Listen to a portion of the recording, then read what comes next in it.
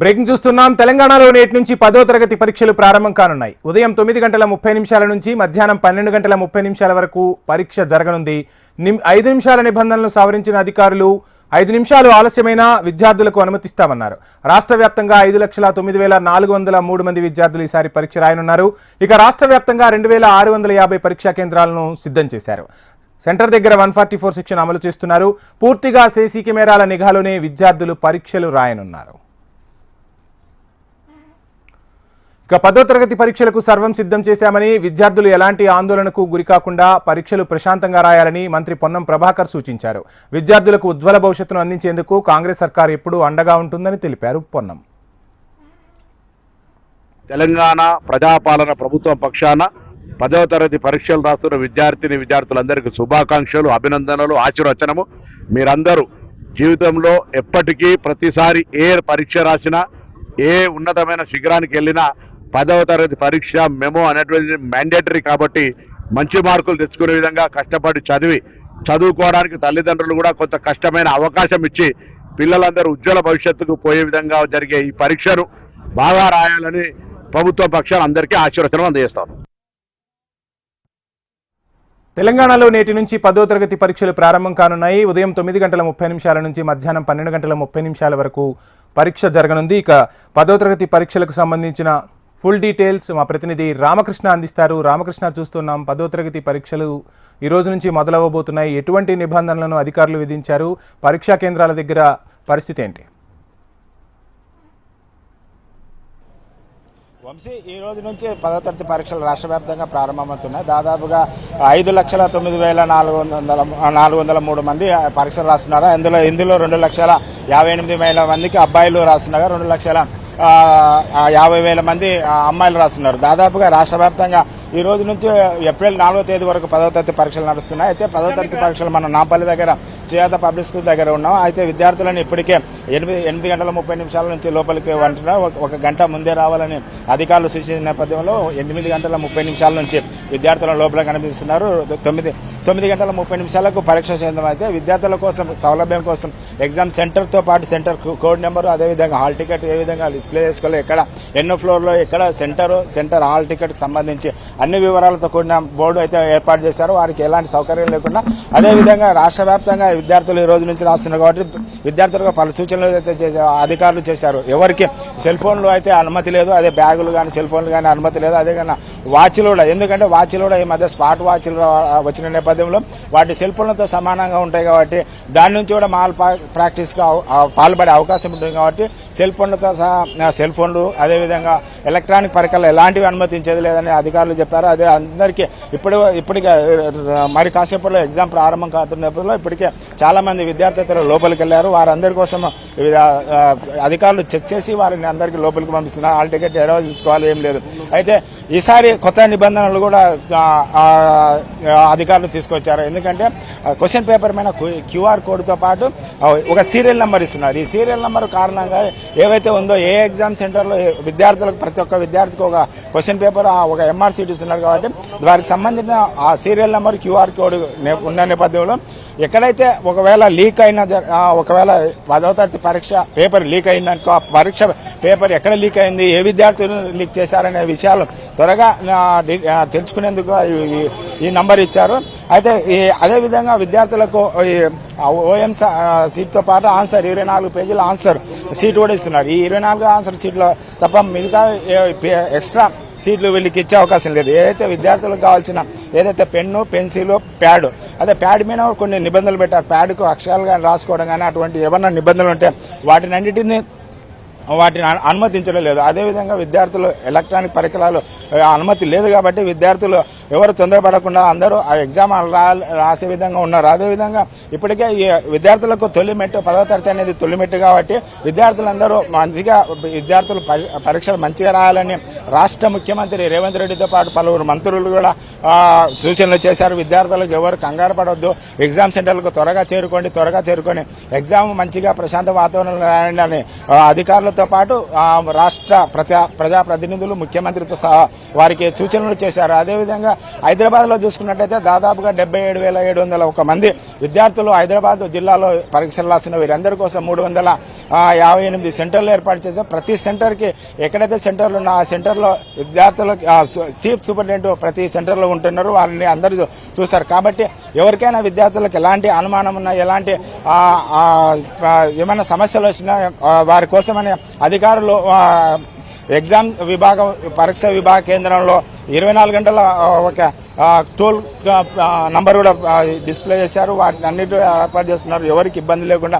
అయితే OMR seat నింపే విధానంలో, రాసే విధానంలో ఎవరైతే ఉన్నారో వారికి అందరికీ ఎలాంటి ఏమన్నా డౌట్ ఉంటే ఇన్వెస్టిగేటర్ ఎవరైతే ఉన్నారో వాళ్ళని అడిగి వాళ్ళు తీసుకోవాలి. కాబట్టి ఎక్కడ తప్పిదాలు జరగకుండా చూసుకోవాలి. ఎలాంటి తప్పిదాలు జరిగినా ఒకవేళ వాటిని ఇన్వాల్వ్ చేస్తారు కాబట్టి వాల్యూ ఉండదు. కాబట్టి పరీక్ష ఎగ్జామ్ రాసిన లాభం ఉండదు. కాబట్టి ప్రతి ఒక్కరూ జాగ్రత్తగా క్వశ్చన్ పేపర్ రాసుకోవాలని అందుకే వారికి 1 గంట ముందుగానే అనుమతిస్తున్నారు. ఎందుకంటే ఓఎంఆర్ సీటు ఫిలప్ చేసిన విద్యార్థి హాల్ టికెట్ నెంబర్తో సహా పాటు విద్యార్థికి సంబంధించిన ఫుల్ డీటెయిల్లో ఓఎంఆర్ సీటు రాసే విధానం ఉంటుంది. కాబట్టి వారందరూ ఎలాంటి టెన్షన్ గారుగా వారికి అనుమతి ఉంటుంది. కాబట్టి వాళ్ళందరూ జాగ్రత్తగా పరీక్ష రాయాలనేది అధికారులు సూచిస్తున్నారు. వంశీ.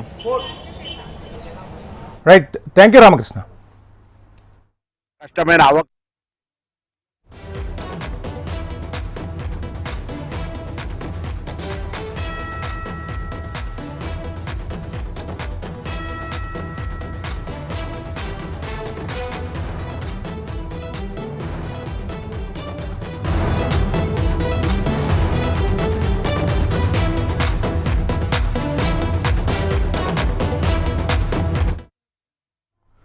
మరో బ్రేకింగ్ చూస్తున్నాం. తెలంగాణ బడ్జెట్ సమావేశాల్లో భాగంగా ఇవాళ శాసనసభ మండలిలో బడ్జెట్పై సాధారణ చర్చ జరగనుంది. బడ్జెట్పై చర్చల అనంతరం ఆర్థిక మంత్రి బట్టి విక్రమార్క సమాధానం ఇవ్వనున్నారు. Telangana IT minister Sridhar Babu leather industries promotion corporation వార్షిక నివేదిక సభ ముందు ప్రవేశపెట్టనుండగా సివిల్ సప్లై కార్పొరేషన్ లిమిటెడ్ వార్షిక నివేదికను మంత్రి ఉత్తమ్ ప్రవేశపెడతారు. వీటితో పాటు అసెంబ్లీలో సీఎం రేవంత్ రెడ్డి ప్రవేశపెట్టిన బిల్లులపై చర్చ జరగనుంది. తెలంగాణ అడ్వకేట్ వెల్ఫేర్ ఫండ్ సవరణ bill, advocates clerk welfare and amendment బిల్లులపై చర్చ అనంతరం సభ ఆమోదాన్ని కోరనుంది సర్కార్. బడ్జెట్పై చర్చ, బిల్లుల నేపథ్యంలో అసెంబ్లీలో ఇవాళ ప్రశ్నోత్తరాలను రద్దు చేశారు.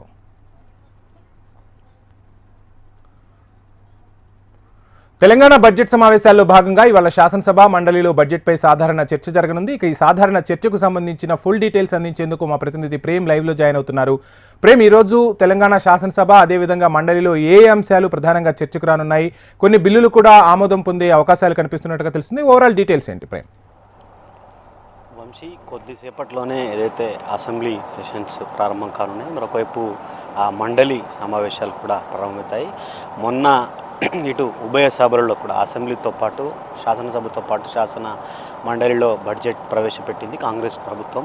దానిపై నిన్న బడ్జెట్ ప్రిపరేషన్కి సంబంధించినటువంటి నిన్న హాలిడే, ఈరోజు ఉభయ సభలు ప్రారంభం కానున్నాయి. బడ్జెట్పై చర్చ జరగబోతుంది. దానికి సంబంధించి సభ్యులుగా ఒకవైపు ఇటు బీఆర్ఎస్, కాంగ్రెస్, మిగతా పార్టీలకు సంబంధించినటువంటి ఎమ్మెల్యేలంతా బడ్జెట్పై ప్రిపేర్ కావడం జరిగింది. ఇక దీనిపై ఒకవైపు కాంగ్రెస్ ప్రభుత్వం ఏర్పడ్డ తర్వాత అంచనాలకు తగ్గట్టుగానే ప్రభుత్వం ఆశించిన విధంగా గొప్పలకు పోకుండా సామాన్యులకు అందరికీ అందుబాటులో ఉండే విధంగా బడ్జెట్ ప్రవేశపెట్టామని చెప్పి కాంగ్రెస్ ప్రభుత్వం చెప్తుంటే, మరొకవైపు అటు బీఆర్ఎస్కి సంబంధించినటువంటి ప్రతిపక్ష పార్టీలకు సంబంధించినటువంటి నేతలంతా కూడా కాంగ్రెస్ ప్రభుత్వం ఏదైతే ఎన్నికల ముందు ఇచ్చినటువంటి హామీల అమలుకు కావాల్సినటువంటి బడ్జెట్ను ప్రవేశపెట్టలేకపోయింది.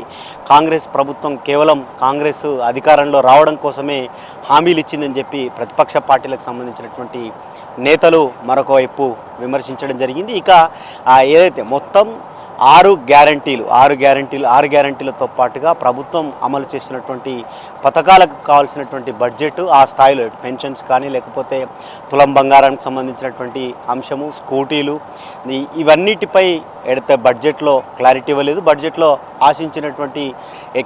ఆశించిన విధంగా నిధుల కేటాయింపు కూడా జరగలేదని చెప్పి ప్రతిపక్ష పార్టీలు విమర్శిస్తున్నాయి. ఒక్కొక్కటిగా అమలు చేసుకుంటూ వస్తున్నాం. 5 ఏళ్లలో కాంగ్రెస్గా ఇచ్చినటువంటి ప్రతి ఒక్క హామీని కూడా అమలు చేస్తామని చెప్పి ఒకవైపు కాంగ్రెస్ ప్రభుత్వం చెప్తుంది.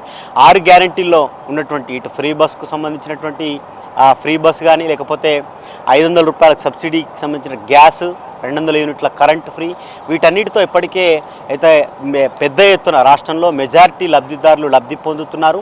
ముఖ్యంగా రైతులకు సంబంధించినటువంటి అంశం కనుక చూసుకుంటే ఒకవైపు రైతు రుణమాఫీ దేశంలో ఎక్కడా లేని విధంగా రాష్ట్రంలో రైతు రుణమాఫీ 2 లక్షల వరకు రుణమాఫీ చేసినాం. దాంతోపాటుగా రైతు భరోసా, రైతు బీమా, వీటన్నిటిని కూడా ఒక్కొక్కటిగా అమలు చేసుకుంటూ వస్తుంది కాంగ్రెస్ ప్రభుత్వం అని చెప్పేసి కూడా కాంగ్రెస్కు సంబంధించినటువంటి సభ్యులు, ఎమ్మెల్యేలు వారంతా ఇప్పటికే చెప్తున్నారు. ఈరోజు జరిగేటువంటి నిన్న ఒకవైపు బడ్జెట్లో రిప్లై కోసం బీఆర్ఎస్కి సంబంధించి మాజీ మంత్రి, మాజీ ఆర్థిక శాఖ మంత్రి హరీష్ రావు బడ్జెట్లో కేటాయింపులు ఏ విధంగా ఉన్నటువంటి అంశాలతో పాటుగా ప్రభుత్వంగా రాకముందు కాంగ్రెస్ పార్టీగా ఇచ్చినటువంటి హామీల్లో ఎంత మేరకు అమలు చేశారో, హామీలకు సంబంధించినటువంటి కేటాయింపులు ఒక్కొక్క శాఖకు ఎంత మేరకు కేటాయింపులు జరిగినటువంటి వాటన్నిటిపై కూడా నిన్న బడ్జెట్ ప్రిపరేషన్కి సంబంధించి హరీష్ రావు చేసినట్టు జరిగింది. ఇక నిన్న ఇటు డిప్యూటీ సీఎం, ఫైనాన్స్ మినిస్టర్ బట్టి విక్రమార్క కూడా అదే స్థాయిలో బడ్జెటు ఇది పేదల బడ్జెట్, దీనికి సంబంధించి అయితే ఆ గొప్పలకు పోకుండా ప్రభుత్వంగా కాంగ్రెస్ ప్రభుత్వంగా చేసేటువంటి ప్రతి ఒక్క పనిని కూడా ప్రభుత్వ పథకాన్ని అమలుకు ఉండేటువంటి విధంగా చేసినటువంటి బడ్జెట్గా వారు బట్టి విక్రమార్క ఇప్పటికే చెప్పడం జరిగింది. మండలిలో ఇటు శ్రీధర్ బాబు 2 సభలలో కూడా డిప్యూటీ సీఎం బట్టి విక్రమార్క బడ్జెట్పై ప్రతిపక్ష పార్టీలకు సంబంధించినటువంటి సభ్యులు, ఇటు అధికార పార్టీకి సంబంధించినటువంటి సభ్యులు మాట్లాడిన దానిపై 2 ఉభయ సభలలో కూడా రిప్లై ఇవ్వబోతున్నారు. ఇక రెండోది ముఖ్యంగా బిల్లులకు సంబంధించి కూడా ఒకవైపు దేశంలో ఎక్కడా లేని విధంగా ఒక వర్గీకరణకు సంబంధించి, మరొక వైపు బీసీ కులగణన, ఈ 2 అంశాలపై ఇప్పటికీ రాష్ట్ర ప్రభుత్వం కాంగ్రెస్ ప్రభుత్వం అధికారంలోకి వస్తే ఈ రెండింటిని అమలు చేస్తాం దేశవ్యాప్తంగా అని చెప్పి కాంగ్రెస్ చెప్పింది. కానీ కేవలం దేశంలో కాకుండా కాంగ్రెస్ అధికారంలో ఉన్నటువంటి కాంగ్రెస్ పాలిత రాష్ట్రాల్లో అయినటువంటి తెలంగాణలో మొట్టమొదటిగా ఆ నిర్ణయం తీసుకోవడం జరిగింది. ఇటు బీసీ కులగణనకు సంబంధించినటువంటి అంశం బిల్లు ఉభయ సభలలో కూడా ప్రవేశపెట్టింది. మరొక వైపు ఎస్సీ వర్గీకరణ అనేటువంటి అంశం, ఈ రెండింటిని కూడా ఇప్పటికే బిల్లులుగా చేసి గవర్నర్ టేబుల్ వద్దకు కూడా వెళ్ళినాయి. వీటి ద్వారా జరిగేటువంటి లబ్ధి, బీసీ కులగణన ద్వారా రాష్ట్రంలో ఉన్నటువంటి బీసీలు ఎంత మేరకు ఉన్నారు, వారికి కులగణన ద్వారా జరిగితే వచ్చేటువంటి రిజర్వేషన్లో జరిగేటువంటి లబ్ధి కూడా ఎంత మేరకు జరుగుతుందన్నటువంటి అంశాన్ని ఇప్పటికే కాంగ్రెస్ ప్రభుత్వం చెప్పడం జరిగింది. వర్గీకరణ అంశం 30 ఏళ్లుగా ఎంఆర్పిఎస్కు సంబంధించి కానీ, లేకపోతే మాదిగ సామాజిక వర్గంలో ఉన్నటువంటి ప్రతి ఒక్కరు కూడా వేస్తే ఎస్సీ వర్గీకరణ కోసం ఇప్పటికీ ఉన్నారు. దాన్ని రాష్ట్ర ప్రభుత్వం వర్గీకరణకు సంబంధించినటువంటి ఆ బిల్లు కూడా చేసి ఇటు గవర్నర్కు పంపించడం జరిగింది. ఈ 2 అంశాలపై కూడా త్వరలో అఖిలపక్షంగా ఢిల్లీకి వెళ్తామని చెప్పి రీసెంట్గా సభలోనే సీఎం రేవంత్ రెడ్డి చెప్పినారు. దానికి సంబంధించినటువంటి ఇప్పటికే లేఖలు కూడా అటు వర్గీకరణకు సంబంధించి బీసీ కులగణనకు ప్రధానమంత్రి మోడీని కూడా అపాయింట్మెంటు కోరినారు. చూడాలి ఈ అసెంబ్లీ సమావేశాల తర్వాత అటు కేంద్ర ప్రభుత్వం ఇచ్చినటువంటి అపాయింట్మెంట్ మేరకు ఇక్కడి నుంచి అఖిలపక్షంగా ఢిల్లీకి వెళ్ళే అవకాశం అయితే ఉంది. Vamshi, thank you Prem.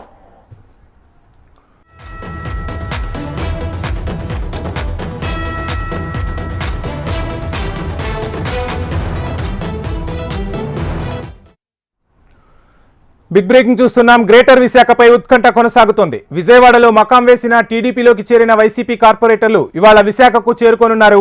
అనంతరం అవిశ్వాసంపై చర్చ జరిపి కలెక్టర్కి సంతకాల పత్రం అందజేసే అవకాశాలున్నాయి. జీవీఎంసీ మేయర్ పీఠంపై కన్నేసిన కూటమి అందుకు తగిన కార్యాచరణను పక్కాగా అమలు చేసింది. అవిశ్వాసం ఓటింగ్కు అవసరమైన బలాన్ని కూడగట్టుకుంది. దీంతో అవిశ్వాస ప్రక్రియను వీలైనంత త్వరగా పూర్తి చేసి వారం రోజుల్లోపు మేయర్ పీఠాన్ని కైవసం చేసుకునేందుకు కూటమి పావులు కదుపుతోంది. ఇదే అంశానికి సంబంధించి ఫుల్ డీటెయిల్స్ అందించేందుకు విశాఖ ప్రతినిధి అనురాధ సిద్ధంగా ఉన్నారు. అనురాధ, చూస్తున్నాం ఎట్టకేలకు కూటమి సర్కార్ విశాఖ మేయర్ పీఠాన్ని కైవసం చేసుకోబోతున్నట్టుగా తెలుస్తుంది. అవిశ్వాస తీర్మానం ఎప్పుడు ప్రవేశపెట్టబోతున్నారు? అదేవిధంగా అమరావతి చేరుకున్న కార్పొరేటర్లు విశాఖకు ఎప్పుడు చేరుకుంటారు? ఓవరాల్ డీటెయిల్స్ ఏంటి? విశాఖ మేయర్ పీఠానికి కి సంబంధించి ఇంకా ఉత్కంఠత కొనసాగుతూనే ఉంది. అమరావతిలో ఇప్పటిదాకా కూటమి నేతలతో కలిసి పార్టీలో చేరికలు జరిగాయి. ఆ చేరిన కార్పొరేటర్స్ తో కలిపి కూటమి నేతలు ఈ రోజు మధ్యాహ్నానికి విశాఖపట్నంకి చేరుకుంటారు. ఇప్పటికే కొంతమంది వచ్చి ఉన్నారు. వీళ్ళంతా కూడా సాయంత్రం సమావేశం అయ్యి గ్రేటర్ ఆపరేషన్ ని కంప్లీట్ చేస్తారు. ఎందుకనంటే మ్యాజిక్ ఫిగర్ 64 సభ్యులు సంతకాలు చేయాల్సి ఉంటుంది. అవిశ్వాస తీర్మానం పెట్టడానికి ప్రస్తుతానికి ఆ సంఖ్యాబలం పూర్తిగా ఇంకా దానికి అదనంగా సంఖ్యాబలం చేరింది కాబట్టి కూటమి వైపుగా ఖచ్చితంగా ఎక్సాఫిషియో ఓట్లతో కలుపుకొని అత్యధిక బలం వాళ్ళు చేకూర్చుకున్నారు కాబట్టి కలెక్టర్ కి ఆ సంతకాల ప్రతిని ఈ రోజు సాయంత్రం లేదా రేపు ఉదయంకే అందజేసే అవకాశం ఉంది. ఒకవేళ ఈ రోజు సాయంత్రంకే కనుక అందజేస్తే కనుక వీళ్ళందరూ మాట్లాడుకున్న తర్వాత అందజేస్తే కనుక కలెక్టర్ ఒక సమీక్ష సమావేశాన్ని నిర్వహించాల్సి ఉంటుంది. ఆ సమీక్ష సమావేశంలో బలపరీక్ష అనంతరం అవిశ్వాస తీర్మానం ప్రవేశపెడతారు. ఆ తదుపరి మేయర్ పీఠం మీద పూర్తి స్థాయిలో ఒక కదలిక అన్నది వస్తుంది. అయితే దీని అంతటికీ కూడా ఒక 2-3 రోజులు ప్రక్రియ పట్టే అవకాశం అయితే మాత్రం కనిపిస్తుంది. కానీ ఎంత త్వరగా ఈ ఆపరేషన్ ని కంప్లీట్ చేసి కూటమి మేయర్ పీఠాన్ని తీసుకోవాలన్న ఆకాంక్షతో వాళ్ళైతే ఒక్కొక్క అడుగు కూడా ముందుకు వేసుకుంటూ వెళ్తున్నారు. అయితే అడ్డుకునే ప్రయత్నం చేస్తామన్న వైసీపీ కూడా కాస్త సైలెంట్ అయినట్టుగానే కనిపిస్తుంది. ఏ విధంగా చూసినా కూడా వైసీపీకి బలం సరిపోదు కాబట్టి వాళ్ళంతా కూడా స్తబ్దతగా సైలెంట్ గా ఉండిపోయారు. మొత్తానికి కూటమి గ్రేటర్ ఆపరేషన్ అయితే పూర్తి స్థాయిలో కంప్లీట్ చేసిందనే చెప్పాలి. అయితే సంతకాల ప్రతి అందించే వరకు కూడా పూర్తి స్థాయి నిర్ధారణ అయితే మాత్రం ఎంతమంది అటువైపు ఉన్నారు అన్నది కొంత స్తబ్దతగా ఒకరిద్దరు అటు ఇటుగా ఉండే అవకాశం ఉంటుంది. అయినప్పటికీ కూడా ఇప్పటికే కూటమికి ఉన్న బలం 54 సంఖ్యాబలం ఉంది. దీంతో కొత్తగా చేరని వాళ్ళు ఎక్సాఫిషియో ఓట్లు ఇవన్నీ కలుపుకొని దాదాపుగా 89 మందికి చేరారు కాబట్టి 64 మంది సంతకాలు చేస్తే అవిశ్వాస తీర్మానానికి సరిపోతుంది కాబట్టి ఖచ్చితంగా వాళ్ళు ఒక విశ్వాసం వైపు వెళ్తున్నాం అన్నట్టుగా సంకేతాలు అయితే ఇస్తున్నారు. మొత్తానికి ఈ రోజు సాయంత్రంకి పూర్తిగా దీని మీద ఒక క్లారిటీ అయితే వచ్చే అవకాశం ఉంది. సాయంత్రం వాళ్ళు సమీక్ష సమావేశం అనంతరం కలెక్టర్ ని కలిసే అవకాశం అయితే కనిపిస్తుంది. Right, thank you Anuradha.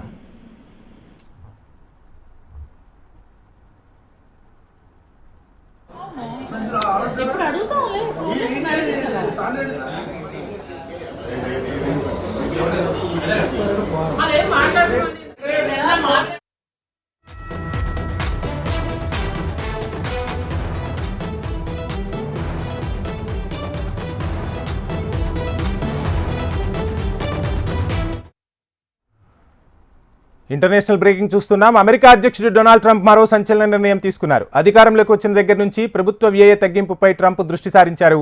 అందులో భాగంగా ఇటీవల విద్యాశాఖలోని ఉద్యోగాల్లో భారీగా కోతలు విధించింది ట్రంప్ సర్కార్. తాజాగా విద్యాశాఖనే మూసివేశారు. విద్యాశాఖను మూసివేస్తూ ఇచ్చిన ఉత్తర్వులపై ట్రంప్ సంతకం చేశారు.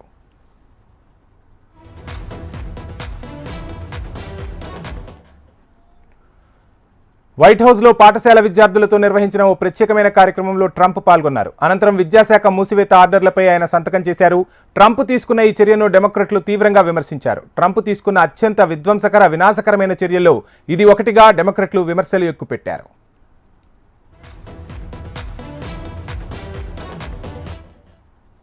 విద్యాశాఖను తొలగించి దాన్ని రాష్ట్రాలకు అప్పగిస్తానని ట్రంప్ ముందే ప్రకటించారు. ట్రంప్ బాధ్యతలు స్వీకరించే నాటికి విద్యాశాఖలో 4100 మంది ఉద్యోగులు ఉన్నారు. వారిలో 600 మంది స్వచ్ఛందంగా పదవీ విరమణ చేయడానికి ముందుకొచ్చారు. అయితే విద్యాశాఖను మూసివేసినా విద్యాశాఖ అధికారులను తిరిగి రాష్ట్రాలకు అప్పగించే అవసరమైన అన్ని చర్యలు తీసుకుంటున్నట్లు విద్యాశాఖ మంత్రి లిండా మెక్మాన్ తెలిపారు. అదే సమయంలో దేశ ప్రజలకు అందుతున్న సేవల్లో ఎక్కడా అంతరాయం లేకుండా చూసుకోవాలని సూచించారు.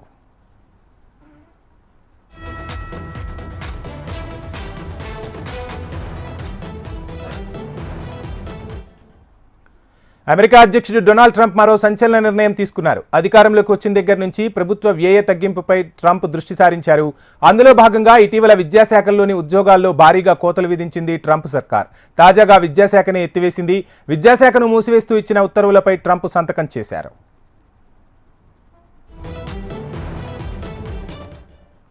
ఇక వైట్ హౌస్లో పాఠశాల విద్యార్థులతో నిర్వహించిన ఓ ప్రత్యేకమైన కార్యక్రమంలో ట్రంప్ పాల్గొన్నారు. అనంతరం విద్యాశాఖ మూసివేత ఆర్డర్లపై సంతకం చేశారు డొనాల్డ్ ట్రంప్. ట్రంప్ తీసుకున్న ఈ చర్యను డెమోక్రట్లు తీవ్రంగా విమర్శించారు. ట్రంప్ తీసుకున్న అత్యంత విధ్వంసకర వినాశకరమైన చర్యల్లో ఇది ఒకటిగా డెమోక్రట్లు విమర్శించారు.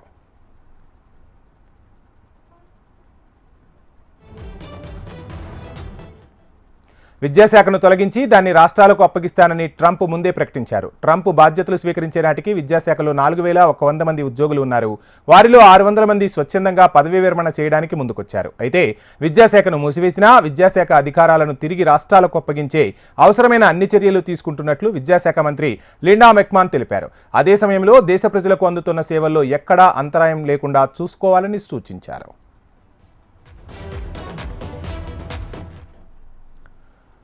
ఎక్స్ అధినేత ఎలన్ మస్క్ కేంద్ర సర్కార్పై కోర్టుకెక్కారు. తన కస్టమర్ల కంటెంట్ను ఏకపక్షంగా తొలగిస్తూ ఐటీ ఇన్ఫర్మేషన్ టెక్నాలజీ చట్టాన్ని కేంద్రం దుర్వినియోగం చేస్తుందని ఎక్స్ ఆరోపించింది. ఐటీ చట్టం ప్రభుత్వానికి కంటెంట్ను నిరోధించే అధికారం ఇవ్వదని వాదిస్తోంది. ఇన్ఫర్మేషన్ టెక్నాలజీ చట్టంలోని సెక్షన్ 79(3)(b)ని ఉపయోగించే విధానాన్ని సవాల్ చేస్తూ కేంద్ర సర్కార్పై కర్ణాటక హైకోర్టులో పిటిషన్ దాఖలు చేశారు.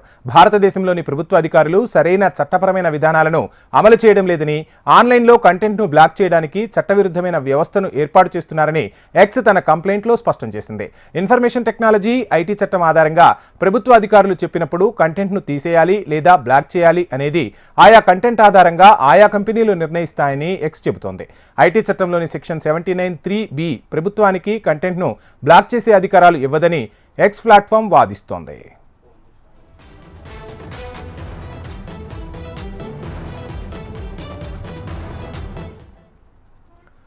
కుటుంబ సభ్యుల పట్ల కారుణ్యం ప్రదర్శించిన కేసీఆర్ కారుణ్య నియామకాల పట్ల నిర్లక్ష్యం చేశారని సీఎం రేవంత్ రెడ్డి ఆగ్రహించారు. హైదరాబాద్ రవీంద్ర భారతి ఆడిటోరియంలో నిర్వహించిన ప్రజాపాలనలో కొలువుల పండుగ కార్యక్రమంలో కారుణ్య నియామక పత్రాలను ప్రదానం చేశారు సీఎం. పంచాయతీరాజ్, గ్రామీణాభివృద్ధి, పురపాలక శాఖల్లో కారుణ్య నియామకాలకు సంబంధించి 922 మందికి నియామక పత్రాలు అందజేశారు తెలంగాణ సీఎం. కారుణ్య నియామకాలు క్రమం తప్పకుండా చేపట్టాల్సిన బాధ్యత ప్రభుత్వానిదేనన్నారు. కేసీఆర్ నిర్లక్ష్యంతో కారుణ్య నియామకాలు లేక 10 ఏళ్లు నష్టపోయారని సీఎం రేవంత్ విచారం వ్యక్తం చేశారు. నిరుద్యోగుల బాధలను ప్రజాప్రభుత్వం గుర్తించిందని ప్రస్తావించారు. అందుకే ఏడాదిలోనే 59,000 ఉద్యోగాలు ఇచ్చామని గుర్తు చేశారు సీఎం రేవంత్. అందరూ కూడా మేడ్చల్ మల్కాజిగిరి జిల్లా టౌన్ ప్లానింగ్ శాఖ నుంచి సోహన్ సింగ్ గారు ఆదిలాబాద్ నుంచి, అట్లాగే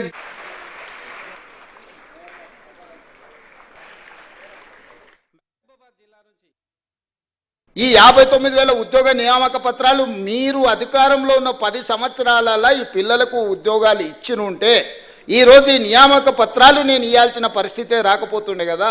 మీ కుటుంబంలో నియమించుకున్న కారుణ్య నియామకాలు అదే కారుణ్యము ఈ పిల్లల మీద చూపించుంటే 500 కుటుంబాలకి ఇవాళ రవీంద్ర భారతిలో నేను కారుణ్య నియామకాలు ఇవ్వాల్సిన అవకాశమే ఉండకపోతుండే కదా. 10 ఏళ్ళు మీరు ఏవేవైతే చెయ్యలేదో, 10 ఏళ్ళు ఏ అంశంలో మీ బాధ్యత మర్చిపోయినరో, 10 ఏళ్ళు ఏ బాధ్యత పట్ల మీరు నిర్లక్ష్యంగా వ్యవహరించినరో వాటన్నిటినీ సవరించుకుంటూ పరిష్కరించుకుంటూ ఒక్కొక్క అడుగు నేను ముందుకేస్తున్నా.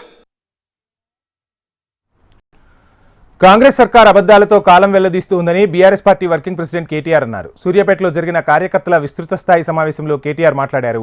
రుణమాఫీ హామీకి రైతులు మోసపోయారని గుర్తు చేశారు. రైతులకు పూర్తి స్థాయిలో ఎక్కడా రుణమాఫీ కాలేదని ప్రస్తావించారు. కాంగ్రెస్ మోసకారితనాన్ని కేసీఆర్ ముందే పసిగట్టి చెప్పినా ప్రజలు వినిపించుకోకుండా మోసపోయారన్నారు కేటీఆర్. కోట్లు ఎక్కడ పోయినాయి ఎక్కడికి 40 సార్లు ఢిల్లీ ఓడు అంటే మామూలు ముచ్చట్న 40 సార్లు ఢిల్లీ పోతే పోయినప్పుడల్లా కనీసం 500 కోట్లు 600 కోట్లు వేసుకపోవాలి కదా, లేకపోతే తెల్లారి ఇక్కడికి వచ్చే వరకు మళ్ళీ పదవి ఊస్టింగే కదా. ఆడికి పోతున్నాయి పైసలు. 30,000 కోట్లు రైతులు ఎక్కడ పోయినాయి అంటే టింగు టింగు అనుకుంటే ఢిల్లీలో రాహుల్ గాంధీ ఖాతాలా, ఖర్గే ఖాతాలా, ప్రియాంక గాంధీ ఖాతాలా అక్కడ పడుతున్నాయి తప్ప రైతు బంధు లేదు, ఏది లేదు. కేసీఆర్ గారు చిలకకు చెప్పినట్టు చెప్పిండు, ఈ సన్నాసులను నమ్మితే మునుగుతాము, రైతు బంధు రామ్ రామ్ అవుతుందని చెప్పిండు. ఆ సూర్యాపేటలో కూడా చెప్పిండా? మరి ఇన్నారు మీరు ఇన్లే. హుజూర్ నగర్ వాళ్ళు ఇన్లే, ఒక సూర్యాపేట వాళ్ళు ఇన్నారు బుద్ధిమంతులు కానీ, హుజూర్ నగర్ వాళ్ళు ఇన్లే, తుంగతుర్తి వాళ్ళు ఇన్లే. మళ్ళీ ఈ చూడు కూడా ఏం మెజారిటీలు నాకు అర్థం కాదు. ఎవరు పడితే వాళ్ళకే అసలు ఇదివరకు అడ్రస్ లేని వాళ్ళకు 50,000 60,000 ఓట్ల మెజారిటీ గెలిపించి ఇలా కూసోబెట్టుకున్నారు నెత్తి మీద. ఇవి ఇప్పటివరకు ఉన్న మార్నింగ్ ప్రైమ్ టైం అప్డేట్స్. చూస్తూనే ఉండండి హెచ్ఎం టీవీ. వార్త ఆగదు, నిజం దాగదు.